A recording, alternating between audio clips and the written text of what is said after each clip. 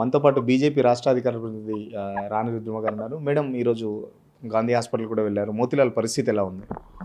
తను దాదాపుగా వారం రోజుల నుంచి ఏమీ తినకుండా ఆమరణ నిరాహార దీక్ష చేస్తున్నారు. నిరుద్యోగుల పక్షాన నిరుద్యోగుల కోసం ఉద్యోగాలు కావాలని చెప్పి తెలంగాణ రాష్ట్రంలో జాబ్ క్యాలెండర్ కోసము గ్రూప్ 2, గ్రూప్ 3 ఉద్యోగాల పోస్టులు నెంబర్ ఆఫ్ పోస్టులు పెంచడం కోసము జీవో 46ని రద్దు చేయాలని చెప్పి ఇవాళ డిఎస్సి పోస్టులు కూడా పెంచాలి, అంటే మెగా డిఎస్సి వేస్తామని కూడా రేవంత్ రెడ్డి గారు చెప్పిండ్రు కదా, అవి పెంచాలనేటువంటి ఉద్దేశంతో వాళ్ళ పక్షాన డిమాండ్ చేస్తూ ఆమరణ నిరాహార దీక్ష చేస్తుంటే పోలీసులు అరెస్ట్ చేసి గాంధీ హాస్పిటల్ తీసుకుపోవడం జరిగింది. ఇప్పుడు గాంధీ హాస్పిటల్లో కూడా తనేం తినట్లే, దాదాపుగా చాలా వీక్ అయి ఉన్నారు. 7 days అవుతుంది. కాబట్టి నిరాహార దీక్ష చేయడమే దానికి పరిష్కారం కాదు. మీ బాధను బయట ప్రపంచానికి చెప్పిండ్రు కాబట్టి బీజేపీ డెఫినెట్గా మీ అందరికీ కూడా సపోర్ట్గా ఉండి మరొక ఉద్యమం చేయడానికి కూడా సిద్ధమవుతుంది. కానీ మీరు నిరాహార దీక్ష విరమించండి అని చెప్పి సోదరులు మోతిలాల్ గారిని మేము రిక్వెస్ట్ చేసి రావడం జరిగింది. అంటే గత నెల రోజుల నుంచి నిరుద్యోగులంతా రోడ్ల మీద ఇంత పెద్ద ఎత్తున వేస్తుంటే కనీసం ప్రభుత్వం పట్టించుకోవట్లేదు. దానికి సంబంధించి విరుద్ధంగా ప్రకటన చేస్తున్నారు మరోపక్క మంత్రులు. ఎలా అనిపిస్తుంది?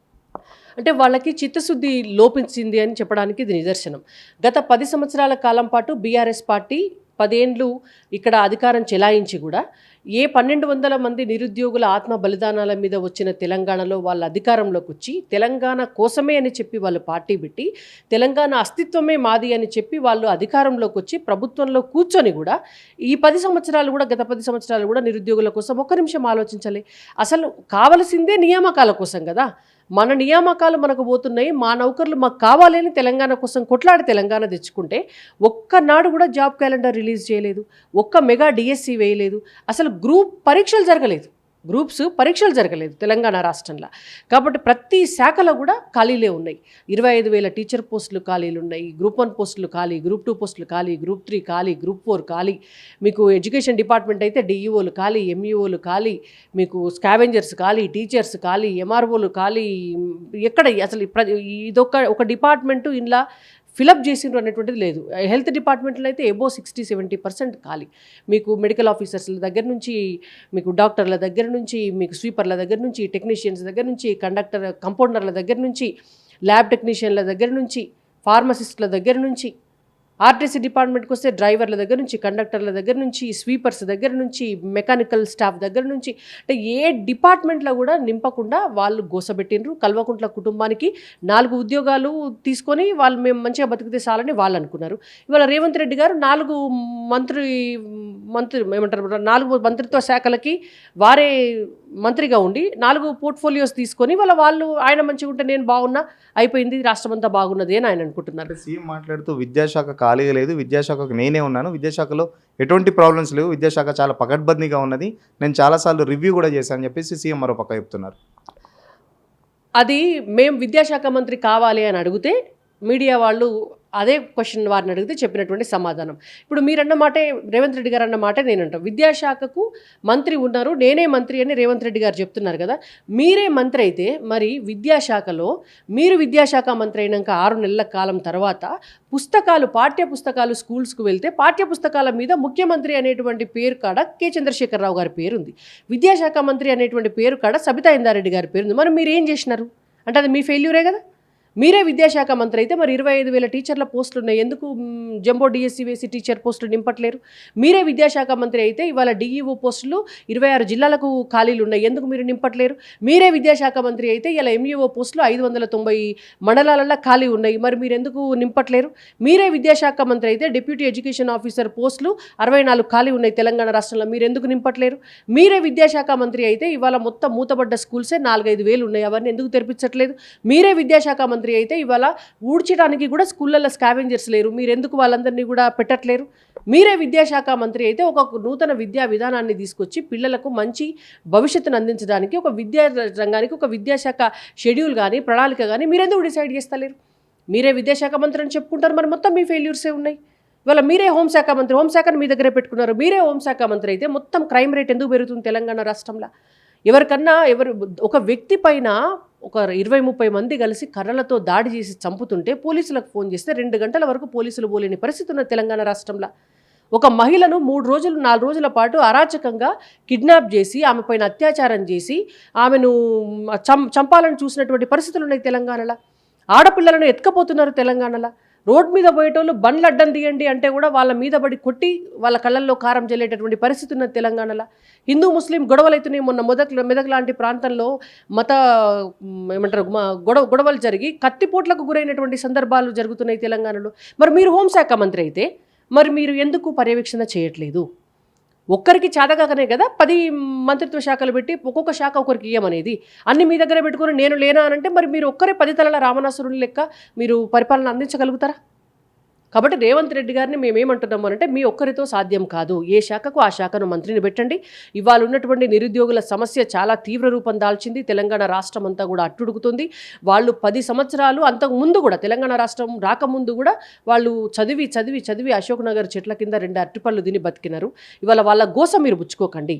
మీరు ఒక ఫస్ట్ నిపుణులందరినీ అన్ని పక్క పెట్టండి. మీరు అన్ని పక్కన పెట్టి ఒక కమిటీని వేసి ఒక 10 మంది కలిసి కూర్చొని ఒక 4 రోజుల టైం కేటాయించి ఫస్ట్ ఒక జాబ్ క్యాలెండర్ డిసైడ్ చేయండి. జాబ్ క్యాలెండర్ డిసైడ్ చేస్తే ఏ పరీక్ష ఎప్పుడు పెట్టాలి, ఏ పరీక్షకు ఏ సిలబస్ ఉంటుంది, ఏ పరీక్షకు ఏ క్వాలిఫికేషన్ ఉన్నటువంటి అడుగుతుంది ఏంటంటే ఇప్పుడు మాకు జాబ్ క్యాలెండర్ వద్దు, మీరు అనౌన్స్ చేసినట్టు 2 లక్షల ఉద్యోగాలు కూడా వద్దు, మీరు అన్నట్టే జస్ట్ గ్రూప్ 2లో కొన్ని పోస్టులు, గ్రూప్ 3లో కొన్ని పోస్టులు ప్లస్ 1:100 ఒకటి వాళ్ళు ప్రధానంగా లేవనెత్తుతున్నారు.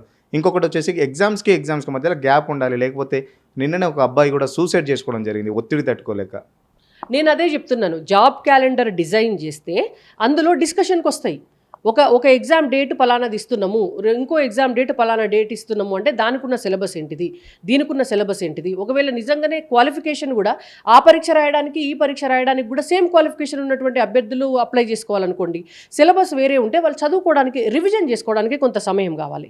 కాబట్టి వాళ్ళు ఏ ప్రాంతంలో ఉంటారు, వాళ్ళకి వాటి పరీక్షలకు కట్టుకున్నటువంటి ఫీజు ఎంత, ఒకేసారి 10 పరీక్షలు పెట్టి 10 పరీక్షలకు మీరు ఫీజులు కట్టండి ఎంట్రీ ఫీజు అంటే కట్టలేని పరిస్థితుల్లో చాలామంది ఉంటారు. వాళ్ళ ఆర్థిక స్థితిగతులు దానికి సపోర్ట్ చేయవు. కాబట్టి అన్నీ కూడా దృష్టిలో పెట్టుకోవాలి. అన్నీ దృష్టిలో పెట్టుకొని మనిషి మీద ఒత్తిడి కాకుండా, పిల్లల మీద ఒత్తిడి కాకుండా ఒక్కొక్క పరీక్షకు ఒక 40 రోజుల టైం ఇవ్వండి. సేమ్ సిలబస్ లేని వాటికి మీకు సేమ్ సిలబస్ ఉన్నాయి అనుకోండి, మీరు వెంటనే పెట్టుకోండి, ఎవరికి అభ్యంతరం లేదు. ఒక వారం రోజుల్లో 10 రోజుల గ్యాప్లో పెట్టుకోవచ్చు. కాబట్టి ఇవన్నీ తెలవాలి, ఇవన్నీ జరగాలి పకడ్బందీగా. అంటే దాని అర్థం ఏంది? అసలు జాబ్ క్యాలెండర్ డిజైన్ కావాలి. ఇవాళ గ్రూప్ 2 పోస్టులు పెంచాలి అని పిల్లలు డిమాండ్ చేస్తున్నారు, గ్రూప్ 3 పోస్టులు పెంచాలని డిమాండ్ చేస్తున్నారు. అసలు గ్రూప్ 2 పోస్టులు ఎన్నున్నాయో ప్రభుత్వానికి తెలవాలి కదా. తెలవాలంటే నువ్వు జాబ్ క్యాలెండర్ డిజైన్ చేయాలని నువ్వు కూర్చున్నప్పుడు నిజంగా ఏ శాఖలో ఎన్ని ప్రభుత్వ ఉద్యోగాలు ఖాళీగా ఉన్నాయో నీకు లెక్క తీస్తాం. లెక్క తెలుస్తుంది. లెక్క తెలిసినప్పుడు ఏ పోస్టుకు ఎట్లా పరీక్షలు పెట్టాలి, ఎట్లా ఇంటర్వ్యూలు పెట్టాలి, ఎన్ని పోస్టులు ఖాళీ ఉన్నాయి అనేది వాళ్ళకి తెలుస్తుంది. ఏమీ చేయకుండా వాటికనే గ్రూప్ 2కి ఇన్ని ఖాళీలు నింపుతాం, గ్రూప్ 3కి ఇన్ని ఖాళీలు నింపుతాం అంటే ఏ బేసిస్లో మీరు ఆ నెంబర్ ఇచ్చిండ్రు అనేటువంటిది చెప్పాలి కదా. 2-3 ఏళ్ల కింద మొత్తం ఆ రోజే నౌకర్లు ఇచ్చినట్టు కేసీఆర్ గారు 3 సంవత్సరాల కింద అసెంబ్లీలో పాల ప్యాకెట్లు పట్టుకొని మీరందరూ రేపు పొద్దుగాల 10 గంటలకు టీవీ ముంగడ కూర్చోండి అని చెప్పి అసెంబ్లీలో ఒక లిస్ట్ ఇచ్చిండ్రు. ఆయన ఆ రోజు 89,000 ఖాళీలు ఉన్నాయని చెప్పి ఆయన పోయేలోపు ఆయన 5,000 ఖాళీలు కూడా నింపకుండా పోయిండ్రు. వాళ్ళు నోటిఫికేషన్ ఇచ్చిన వాటిల్లో ఒక 5,000 పోస్టులు టీచర్లు అయి ఉంటే దానికి వీళ్ళు ఒక 6,000 జత చేసి కదా మేము ఇదే జంబో డిఎస్సి, ఇదే మెగా డిఎస్సి అని వీళ్ళు మాట్లాడుతున్నారు. 25,000 ఖాళీలు ఉన్నాయని రేవంత్ రెడ్డి గారే మాట్లాడి మేము అధికారంలోకి వస్తే మెగా డిఎస్సి వేస్తామని, గ్రూప్ 2, గ్రూప్ 3 పోస్టులు పెంచాలని రేవంత్ రెడ్డి గారే మాట్లాడాలి. జీవో 46ని రద్దు చేయాలని రేవంత్ రెడ్డి గారే మాట్లాడే. అంటే ఇవన్నీ మాట్లాడింది రేవంత్ రెడ్డి గారే కదా. జాబ్ క్యాలెండర్ రిలీజ్ చేయడం చేతనైతే లేదు ఈ పనికిరాని ముఖ్యమంత్రికి అని రేవంత్ రెడ్డి గారే మాట్లాడి. ఇన్ని మాట్లాడిన వారే ముఖ్యమంత్రి అయిన తర్వాత కూడా అదే ఆరోపిస్తున్నారు. ప్రతిపక్షంలో ఉన్నప్పుడు మీరు అన్ని చేస్తా అని చెప్పేసి మమ్మల్ని అడ్డుకు పెట్టుకొని మీరు ప్రభుత్వంలోకి వచ్చిన తర్వాత ఇప్పుడు మాకు ముఖం చాటేసే పరిస్థితి నిరుద్యోగులు చెప్తున్నారు. వాస్తవం అది. అంటే కాంగ్రెస్ పార్టీ దమన నీతికి, కాంగ్రెస్ పార్టీ మోసపూరితమైనటువంటి విధానానికి, గ్యారంటీల పేరు చెప్పేటటువంటి విధానాలకి ఇదంతా కూడా ఒక ఉదాహరణ. 6 గ్యారంటీలు అన్నారు, ఏదన్నా అమలు చేసినారా? వాళ్ళ రైతులకు రైతు భరోసా అన్నారు, ఇవ్వలేదు. 2 లక్షల రైతు రుణమాఫీ అన్నారు, చేయలేదు. రైతుల పండించినటువంటి పంటలకు 500 బోనస్ అన్నారు, 7 పంటలకు, చేయలేదు. ఇవాళ ఉన్నటువంటి పరిస్థితుల్లో మహిళలకు 2,000 రూపాయలు నెలకిస్తామన్నారు, ఇవ్వలేదు. ఇవాళ ఏమంటారు 4,000 నిరుద్యోగ భృతి నిరుద్యోగులకు ఇస్తామన్నారు, చేయలేదు. ఇంటర్నేషనల్ స్కూల్స్ అన్నారు, చేయలేదు. అమ్మాయిలకు స్కూటీలు అన్నారు, చేయలేదు. ఈ కళ్యాణ లక్ష్మికి తోడు తులం బంగారం ఇస్తామన్నారు, ఇయ్యలేదు.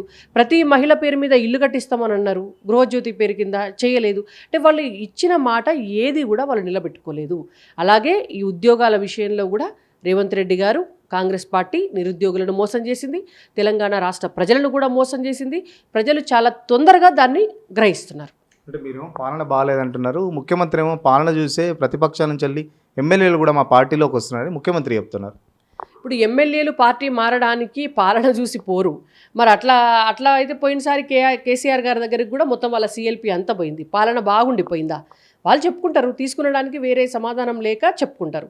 ఇవాళ వీళ్ళ పార్టీలకి మళ్ళీ వాళ్ళ పార్టీలు అంటే బీఆర్ఎస్ పార్టీ, కాంగ్రెస్ పార్టీ ఒక అగ్రిమెంట్ చేసుకున్నట్టున్నారు. వీళ్ళ అధికారంలో ఉంటే వాళ్ళ పార్టీలందరినీ చేర్చుకోవాలి, వాళ్ళ అధికారంలో ఉంటే వీళ్ళ పార్టీలందరినీ. మళ్ళీ అటు నుంచి ఇటు షిఫ్ట్ అయ్యేటోళ్ళంతా ఒకటే టీం ఉంటారు. వాళ్ళకి మంచిగా కాంగ్రెస్ పార్టీతో సత్సంబంధాలు ఉంటాయి, బీఆర్ఎస్ పార్టీతో సత్సంబంధాలు ఉంటాయి, వాళ్ళకుండే లావాదేవీలు వాళ్ళకుంటాయి. ఎక్కడ అధికారం ఉంటే వాళ్ళు అక్కడ ఉంటారు. దానికి పాలన బాగుండి పాలన బాగలేక పోయేటటువంటి అని మాట్లాడేటువంటి మాటలు చాలా పొరపాటు. మీ పాలన బాగుంటే ఇంకొక పార్టీలో గెలిచేటువంటి వాళ్ళని మీరెందుకు తీసుకోవాలి? మీ పార్టీలో ఉన్నటువంటి వాళ్ళని చూసే ప్రజలు ఓటేస్తారు కదా, ఏమవసరం? బీజేపీ బీఆర్ఎస్ కలిపి మా ప్రభుత్వాన్ని కూల్చేసే ప్రయత్నం చేస్తున్నాం, అందుకే చూసి ఊరుకుంటామని చెప్పేసి ముఖ్యమంత్రి పక్క చెప్తున్నారు. అంటే ఒకవేళ నిజంగానే కాంగ్రెస్ పార్టీ ప్రభుత్వాన్ని కూల్చాలి అని బీజేపీ అనుకుంటే ఆపతరం అవుతుందా ఎవరితోటన్నా? నిజంగానే అనుకుంటే అట్లాంటి అవసరము బీజేపీకి లేదు. అట్లాంటి ఏమంటారు, మీరు చేసే తప్పులకి ఇతర పార్టీల మీద నెట్టు అంటే బీజేపీ కూల్చేస్తే కూలిపోయే పరిస్థితిలో ఉన్నారా? మీరంత బలహీనలను మీరు ఒప్పుకున్నట్టే కదా. మీరు ఎక్కడి నుంచో తెచ్చుకున్నటువంటి ఎమ్మెల్యేలు ఉంటేనే మీరు బతికి బట్టగడతారా? అంటే ముందుగా రేవంత్ రెడ్డి గారు చెప్పినటువంటి మాట ఏంటంటే వాళ్ళ కాంగ్రెస్ పార్టీ బలహీనంగా ఉందని ఆయన ఒప్పుకుంటున్నాడు. ఎవరో కూల్చాలని ప్రయత్నం చేస్తే కూలిపోతుంది అని ఆయన ఒప్పుకుంటున్నాడు. మరి పక్క పార్టీలకు వెళ్ళి దాన్ని కాపాడుకోవడం కోసం ఎమ్మెల్యేలను తెచ్చుకుంటున్నాడు. అంటే దాని అర్థం మీ పార్టీలో ఉన్నటువంటి ఎమ్మెల్యేల పట్ల మీకు నమ్మకం లేదు. మీ పార్టీ తుమ్ము తూసిపోయే ముక్కు లాంటిది. అంటే మీ పార్టీలో ఉన్నటువంటి అంతర్గత కుమ్ములాటలు పెట్టుకొని మీరు భారతీయ జనతా పార్టీని లేకపోతే మీరు ఇంకొకళ్ళను బట్టగాల్చి మీదేస్తే ఎట్లా? బీఆర్ఎస్ బీజేపీ కలిసి మిమ్మల్ని కూలదొస్తాయి అని అనుకున్నప్పుడు మరి బీఆర్ఎస్ పార్టీని మీరెందుకు చేర్పించుకుంటున్నారు? భారతీయ జనతా పార్టీకి ఏమవసరం? బీఆర్ఎస్ పార్టీకి 39 ఉన్నాయి, భారతీయ జనతా పార్టీకి ఒక 8 ఉన్నాయి. ఏ లెక్కలో మేము కూలుస్తాం వాళ్ళని? అంటే ఫిరాయింపులు మా ఆధ్వర్యంలో కాదు, గతంలో బీజేపీలో ఉన్నప్పుడు జరిగినాయి, లేకపోతే వేరే రాష్ట్రాల్లో ఉన్నప్పుడు జరిగింది. కేసీఆర్ కూడా లాస్ట్ టైం ప్రోత్సహించాడు. ఇప్పుడు మేమెందుకు చూస్తూ ఊరుకుంటాం, ప్రభుత్వం పడగొడతామని చెప్పేసి 6 నెలల నుంచి వాళ్ళు స్టేట్మెంట్లు ఇస్తున్నారు బీజేపీ బీఆర్ఎస్ కలిసి అని చెప్పేసి ముఖ్యమంత్రి చెప్తున్నాడు. మేమెక్కడ పడగొడతాం అనలేదు. అయితే రేవంత్ రెడ్డి గారికి తెలవాల్సిన విషయం ఏంటంటే వారు చాలా స్పష్టంగా పార్టీలు మారితే రాళ్ళతోటి కొట్టండి అన్నారు. కండువా మార్చుకున్నోని మా గాంధీ భవన్ మెట్లెక్కనీయమని అన్నారు. దానం నాగేందర్ గారిని ఏమో అన్నారు, పాన్ అమ్ముకునేటోళ్ళ ఏదో అన్నారు. తలసాని శ్రీనివాస్ యాదవ్ గారిని ఏమో అన్నారు. పూచారం శ్రీనివాసరెడ్డి గారిని అన్నారు. మన సంజయ్ గారిని అన్నారు, జగిత్యాల కవిత బినామీ మోసకారి కబ్జాకోరు అని. ఇన్ని మాటలు తిట్టి 6 నెలలు కాలే. మరి వాళ్ళకు క్యారెక్టర్ లేదన్నారు, వాళ్ళు పనికిరారన్నారు, వాళ్ళు అవినీతి పరులు అన్నారు. మరి వీళ్ళు అసంటి వాళ్ళందరినీ తీసుకొని కాంగ్రెస్ పార్టీలో చేర్చుకుంటే కాంగ్రెస్ పార్టీ బలపడుతుందా? అది దానికి వారు సమాధానం చెప్పాలి. అండ్ బీజేపీ ఎక్కడ ఫిరాయింపులను బీజేపీ ఎంకరేజ్ చేయలే. ఈ రాష్ట్రంలో కూడా భారతీయ జనతా పార్టీలకు ఎవరన్నా వస్తే వాళ్ళు బాజాప్తా రాజీనామా చేసి ఎన్నికల్లోకి వెళ్ళిండ్రు. గెలుస్తామా ఓడతామా అనేటువంటిది ప్రజలు నిర్ణయిస్తారు. కానీ ఇంకొక పార్టీ గుర్తుపైన గెలిచినటువంటి వాళ్ళు భారతీయ జనతా పార్టీలో అఫీషియల్గా చేరడానికి మేము ఒప్పుకోము అనేటువంటిది భారతీయ జనతా పార్టీ సిద్ధాంతం.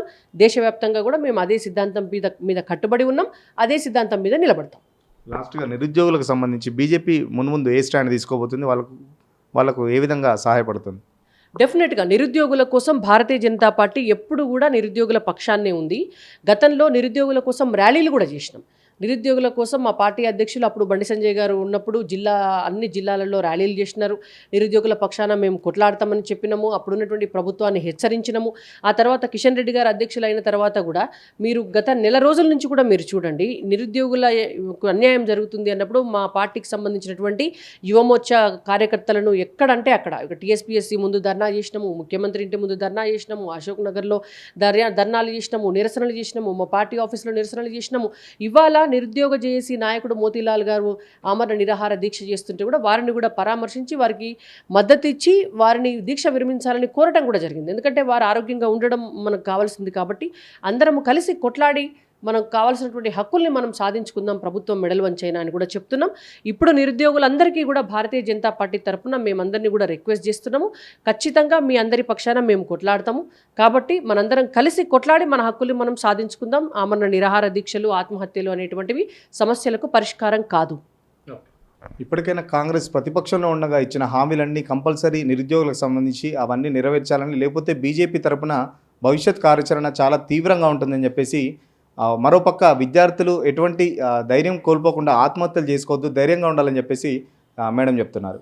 కెమెరా పర్సన్ మహేష్తో సురేష్, సిగ్నల్ టీవీ, హైదరాబాద్ నుంచి.